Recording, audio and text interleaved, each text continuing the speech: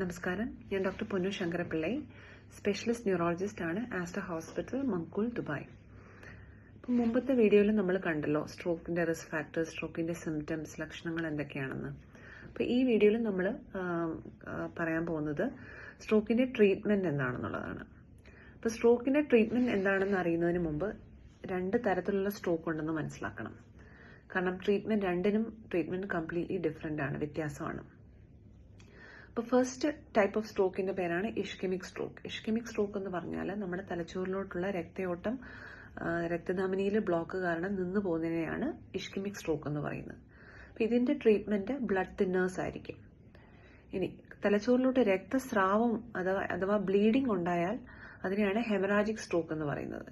ഇത് പെർസെൻറ്റേജ് കുറവാണ്. ഏറ്റവും കൂടുതൽ സ്ട്രോക്ക് ഇഷ്കെമിക് സ്ട്രോക്കാണ്, അതായത് രക്തം ബ്ലോക്ക് ഉണ്ടാവുന്ന സ്ട്രോക്കാണ് ഏറ്റവും കോമൺ ആയിട്ടുള്ളത്. 85% ഇഷ്കെമിക് സ്ട്രോക്കാണ്. ഈ രക്തസ്രാവം ബ്ലീഡിംഗ് സ്ട്രോക്ക് താരതമ്യേന കുറവാണ് കാണുന്നത്. അപ്പം ബ്ലീഡിംഗ് സ്ട്രോക്കിൽ നമുക്ക് ബ്ലഡ് തിന്നേഴ്സ് കൊടുക്കാൻ പറ്റത്തില്ല. അപ്പോൾ അതിൻ്റെ ട്രീറ്റ്മെൻറ്റ് കംപ്ലീറ്റ്ലി ഡിഫറെൻ്റ് ആണ്. അപ്പോൾ ഇതിനെപ്പറ്റി ഡീറ്റെയിൽഡ് ആയിട്ട് അടുത്ത വീഡിയോയിൽ പറയാം.